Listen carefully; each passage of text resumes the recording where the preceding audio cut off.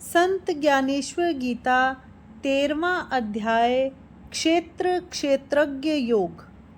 जिनका स्मरण करते ही शिष्य में समस्त विद्याएं आ जाती हैं, उन श्री गुरुचरणों की मैं वंदना करता हूँ।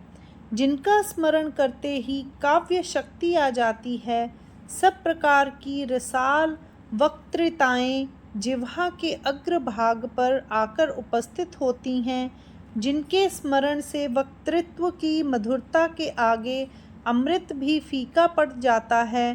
प्रत्येक अक्षर के सामने सब रस सेवकों की भांति हाथ जोड़कर खड़े रहते हैं।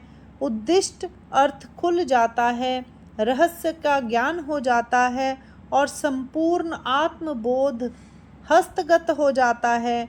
वे श्री गुरुचरण ज्यों ही आकर अंतःकरण में स्थिर होते हैं, त्यों ही ज्ञान का प्रकाश अपने वैभव को प्राप्त होता है। इसीलिए उन गुरु चरणों को नमस्कार करके अब मैं यह बतलाता हूँ कि जगत के पिता मैं अर्थात ब्रह्मा के भी जनक रमा वल्लभ श्री कृष्ण ने क्या कहा। श्री कृष्ण ने कहा, हे अर्जुन सुनो, देह को क्षेत्र कहते हैं और जिसे इस क्षेत्र का भान होता है उसे क्षेत्रज्ञ समझना चाहिए। परंतु इस प्रसंग में निस्संदेह रूप से तुम यह समझ रखो कि क्षेत्रज्ञ मैं ही हूँ, क्योंकि मैं ही समस्त क्षेत्रों अर्थात शरीरों का पोषण करता हूँ।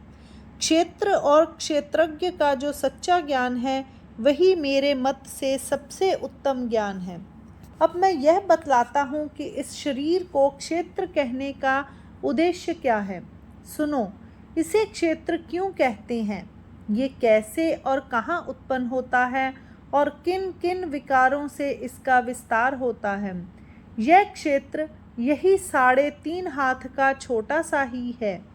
यह बड़ा है तो कितना बड़ा है और किस आकार का है।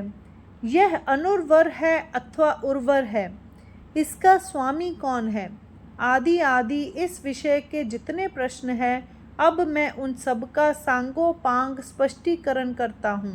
इसीलिए तुम इन सब बातों की ओर ध्यान दो। हे अर्जुन, इन्हीं प्रश्नों की मीमांसा करने के लिए वेद बड़बड़ाते रहते हैं और तर्क का शाब्दिक चरखा सदा चलता रहता है। इन्हीं प्रश्नों का निराकरण करते करते षट दर्शनों का अंत हो गया, तो भी आज तक ये एकमत नहीं हो सके हैं। इन्हीं बातों के संबंध में शास्त्रों में आपस में झगड़े होते हैं और सारे जगत में इन्हीं बातों के संबंध में अखंड वाद विवाद होते रहते हैं। इन विषयों में किसी की बात दूसरे की बातों में नहीं मिलती, कोई किसी का मुंह नहीं देखता, मतों में आपस में नहीं पटती। ऊहापोह की दुर्दशा हो गई है और चारों ओर केवल गड़बड़ी फैली हुई है। अभी तक इस बात का किसी को पता नहीं चला कि इस क्षेत्र का स्वामी कौन है, परंतु अहम मान्यता का लोभ इतना प्रबल होता है कि घर घर इसी विषय के झगड़े होते रहते हैं। नास्तिकों का मुकाबला करने के लिए वेदों ने बड़े बड़े आडंबर रचकर खड़े किए हैं और पाखंडियों ने वेदों के विरुद्ध उल्टी सीधी वाचालता आरंभ कर दी है। पाखंडी कहते हैं इन वेदों का कोई आधार ही नहीं है, ये झूठ मूठ के शाब्दिक जाल फैलाते हैं। यदि तुम हमारी बात को झूठ समझते हो तो इसे सिद्ध करने के लिए हमने यह प्रतिज्ञा का बीड़ा रखा है। यदि साहस हो तो इसे उठा लो, हम भी देख लें। बहुत से लोगों ने पाखंड में प्रवेश करके वस्त्रों का परित्याग करके लुटिया डुबोई हैं, परंतु उनके वितंडावाद आपसे आप स्वयं उन्हीं को परास्त कर देते हैं। मृत्यु की परम प्रबल सामर्थ्य देखकर योगी इस भय से कुछ और आगे बढ़े कि मृत्यु आने पर यह देह क्षेत्र व्यर्थ हो जाएगा। मृत्यु से घबराने वाले वे योगी मनुष्यों की बस्ती से दूर और एकांत स्थानों में रहने लगे और उन्होंने यम नियमों के झगड़े अपने साथ लगा लिए। इसी देह क्षेत्र की विवंचना करने के लिए श्री शंकर ने शिवलोक का परित्याग किया और चारों ओर उपाधियां देकर केवल शमशान भूमि में आश्रय लिया।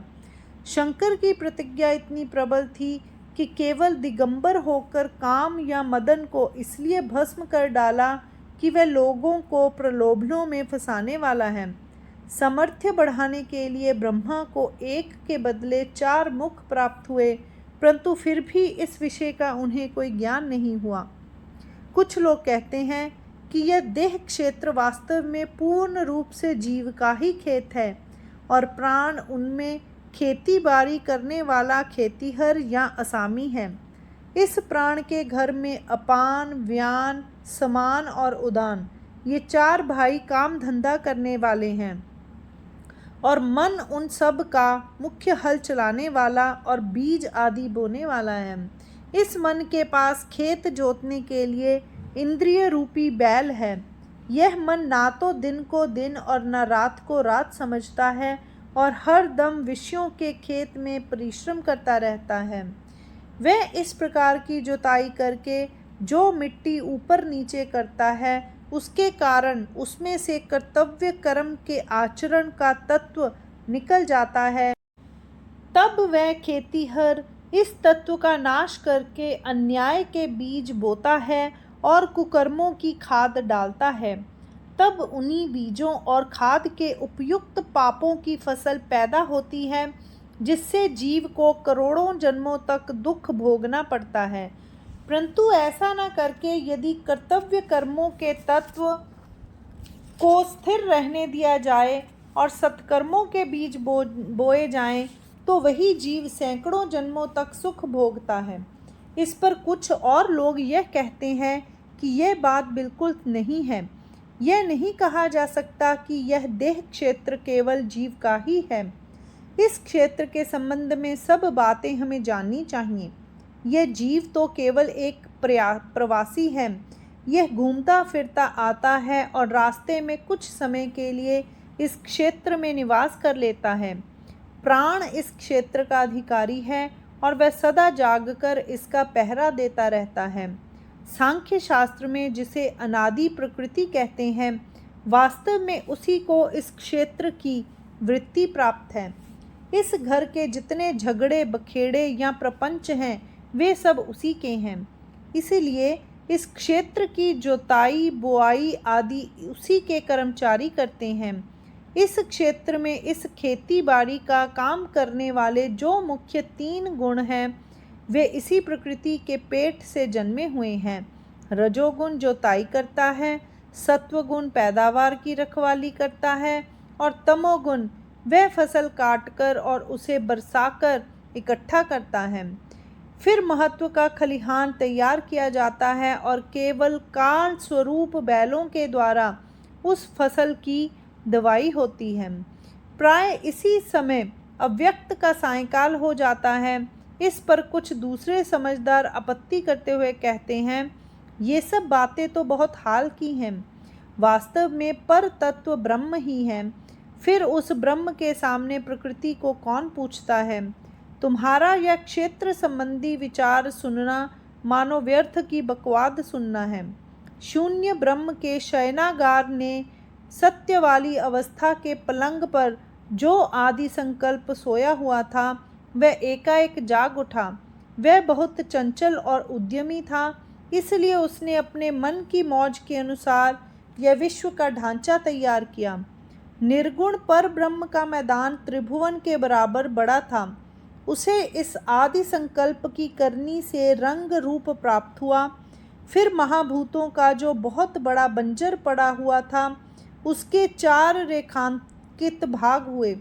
ये भाग जरज, स्वेदज, अंडज और उद्भिज नामक 4 भूत ग्राम थे।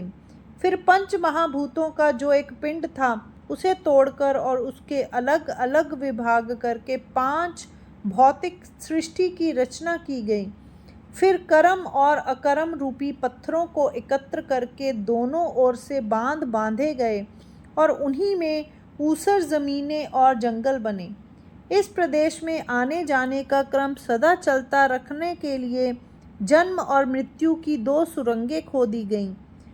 उस आदि संकल्प ने इन सुरंगों की रचना इस प्रकार की थी कि ये सृष्टि से चलकर निरालंब ब्रह्म तक पहुँच जाएं। फिर इस आदि संकल्प ने अहंकार के साथ मेल मिलाकर बुद्धि की मध्यस्थता से ऐसी योजना की कि इस क्षेत्र का क्रम सदा चलता रहे। इस प्रकार आरंभ में उस निर्गुण निरालंब ब्रह्म में ही आदि संकल्प का अंकुर निकला था। इसीलिए यह निश्चित होता है कि इस प्रपंच का मूल वही आदि संकल्प है।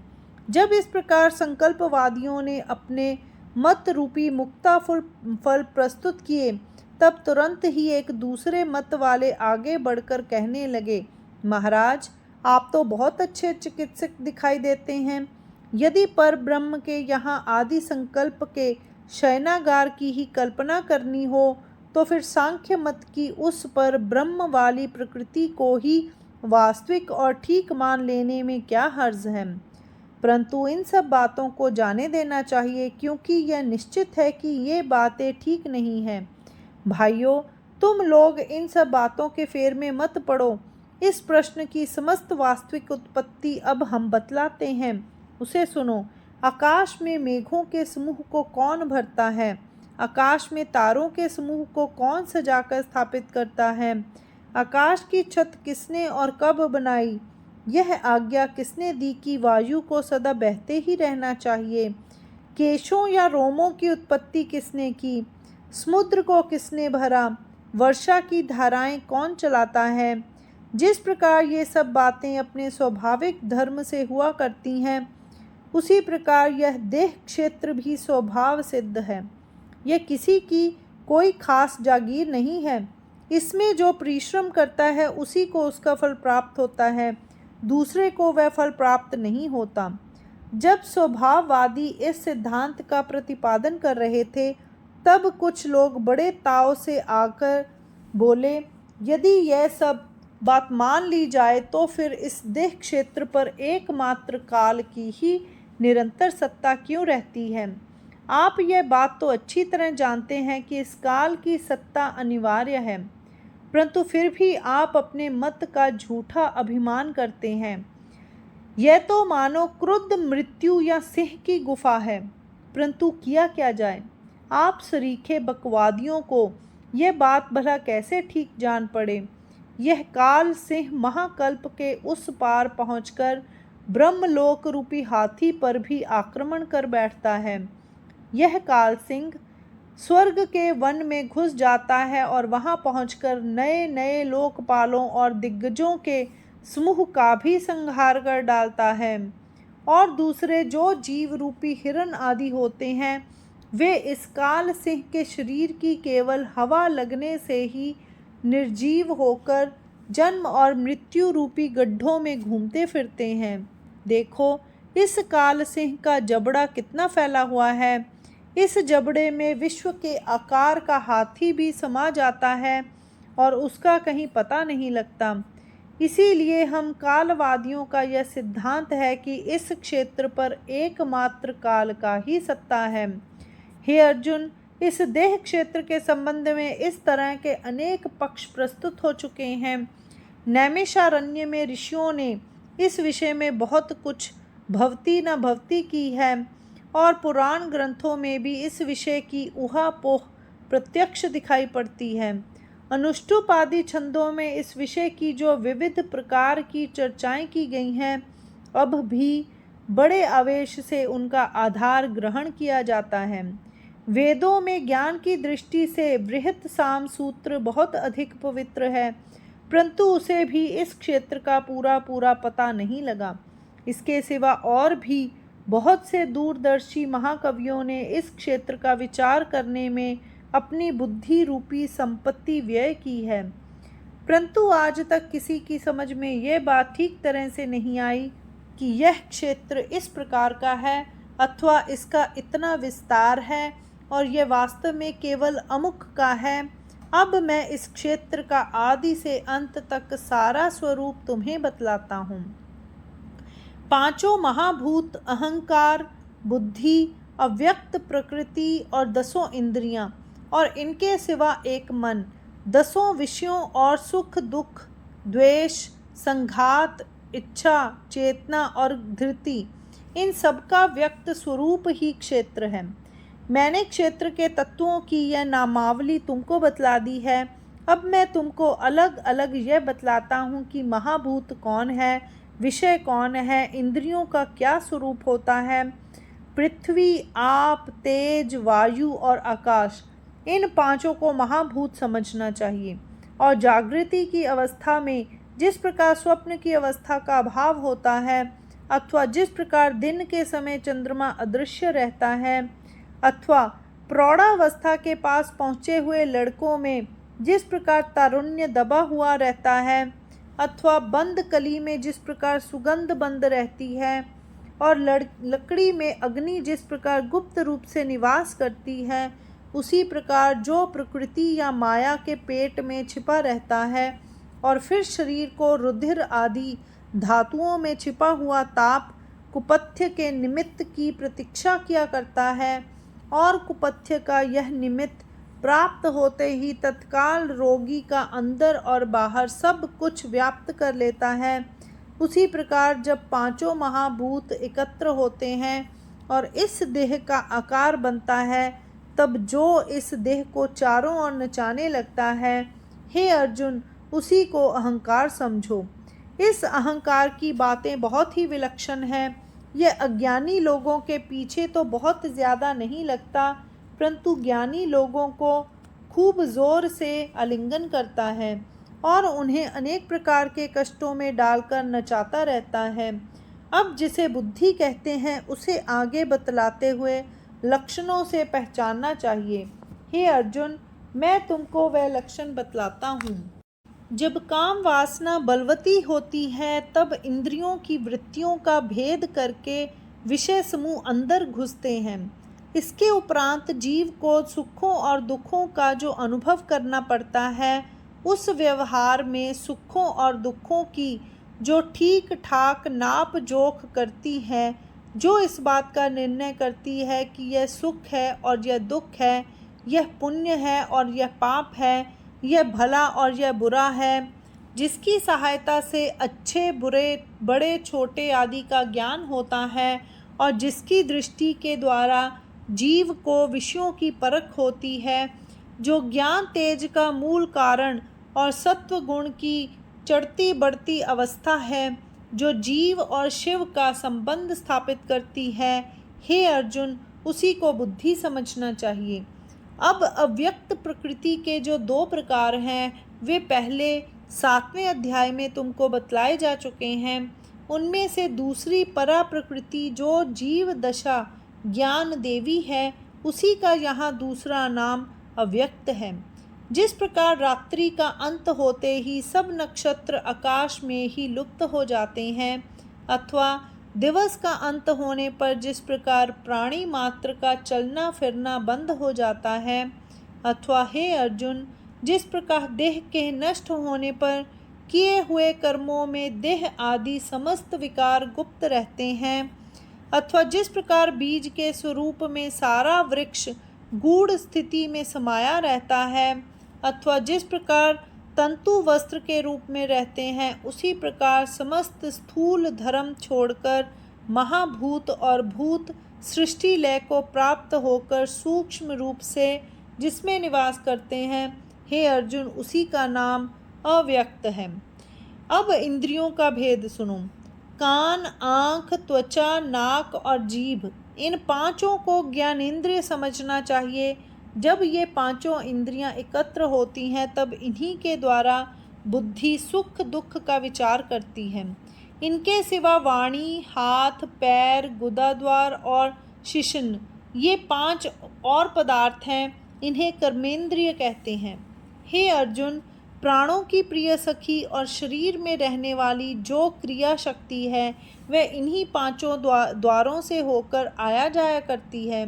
इस प्रकार पांचों ज्ञानेंद्रियां और पांचों कर्मेंद्रियां तुमको बतला दी। अब हे अर्जुन, मैं तुमको स्पष्ट करके बतलाता हूँ कि मन क्या है। सुनो। इंद्रियों और बुद्धि के बीच की संधि पर रजोगुण के कंधे पर चढ़कर जो बराबर खेलता रहता है और आकाश के नीले रंग अथवा सूर्य की किरणों में मृग जल की भांति जो केवल भासमान होने वाली वायु की चमक है वही मन है। पुरुष में के शुक्र और स्त्री के शोणित के स्थान पर मिलने से पंच महाभूतों की जो रचना होती है उसमें वायु तत्व के 10 प्रकार होते हैं। फिर उन 10 विध वायुओं को शरीर के 10 भागों में अवस्थान होता है और वे अपने विशिष्ट धर्मों से युक्त होकर अलग अलग रहती हैं, परंतु उन सब में एक प्रकार की चंचलता रहती है जिससे उन्हें रजोगुण का बल प्राप्त होता है। यह चंचलता बुद्धि के बाहर परंतु अहंकार की सीमा पर अर्थात बीच वाले प्रदेश में प्रबल होती है।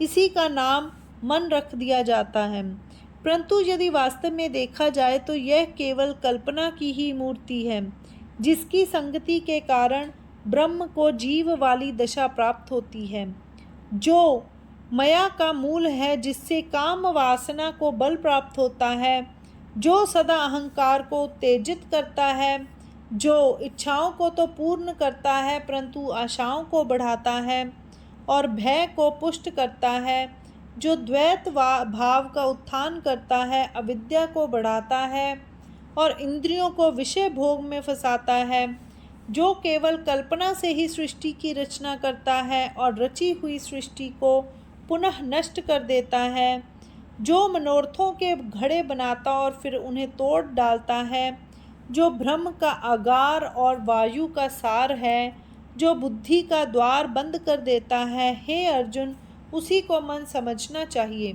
इसमें संशय के लिए कुछ भी स्थान नहीं है। अब विषयों की बातें सुनो। स्पर्श, शब्द, रूप, रस और गंध, ये 5 प्रकार के विषय ज्ञान इंद्रियों के हैं।